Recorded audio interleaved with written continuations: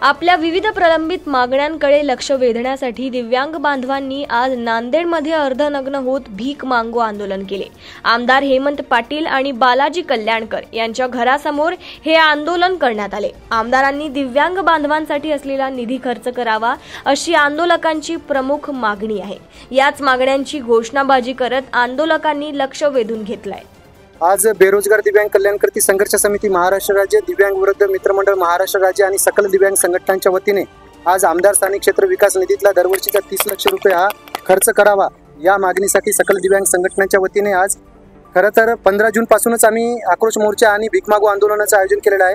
यापूर्वी आम्ही माजी मुख्यमंत्री तथा विद्यमान खासदार अशोकराव चव्हाण साहेब, त्यांची कन्या श्रीजया चव्हाण मॅडम, त्याच्यानंतर राजेश पवार आमदार यांच्या घरावर केल्याच्या नंतर आजचा हा दुसरा टप्पा होता। या दुसऱ्या टप्प्यामध्ये विधान परिषदेचे विद्यमान आमदार हेमंतभाऊ पाटील साहेब आणि नांदेड उत्तर विधानसभा मतदारसंघाचे आमदार बालाजी कल्याणकर यांच्या निवासस्थानावर आम्ही आक्रोश मोर्चा काढून आज अर्धनग्न अवस्थेमध्ये भीक मागू आंदोलन आम्ही केलं आहे। त्यांची आमची प्रमुख मागणी म्हणजे स्थानिक आमदार स्थानिक क्षेत्र विकास निधीतला दिव्यांगाचा राखीव निधी 30 लाख रुपये हा आजपर्यंत खर्च नाही झाला। 2016चा शासन निर्णय आहे, तो 2023 मध्ये सुधारणा झाला, परंतु आमदारांनी ते खर्च नाही केला। दुसरी प्रमुख मागणी आमची अशी आहे, आजच्या या महागाईच्या जगामध्ये 1500 रुपयामध्ये संजय गांधी निराधाराच्या मानधनामध्ये माझ्या दिव्यांग बांधव भगिनीचं असं उदरनिर्वाह होत नाही, तरी संजय गांधी निराधाराची मानधन अनुदान हे वाढवण्यात यावं ही एक आमची मागणी होती। या मागणीच्या अनुषंगाने आम्ही आज आक्रोश मोर्चा तथा अर्धनग्न भीक मागू आंदोलन केलं।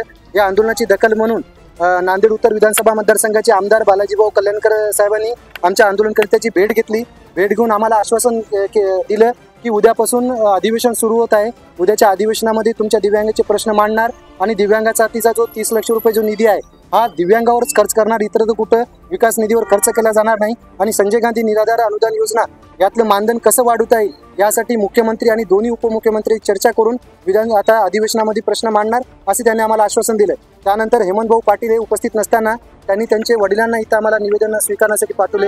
एक वयोवृद्ध आमच्या वडिलासमान व्यक्ती आल्यामुळे आम्ही त्यांचा आदर केला आणि मान ठेवला। त्यांना आम्ही आमचं निवेदन दिलं आणि आमच्या सदरील जे काही मागण्या आहेत, आमदार स्थानिक क्षेत्र विकास निधीतला निधी खर्च व्हावा आणि संजय गांधी निराधार अनुदान योजनेचं मानधन वाढ व्हावी यासाठी आम्ही आज निवेदन दिलं आणि आक्रोश मोर्चा काढून अर्धनग्न आंदोलन केलं आहे।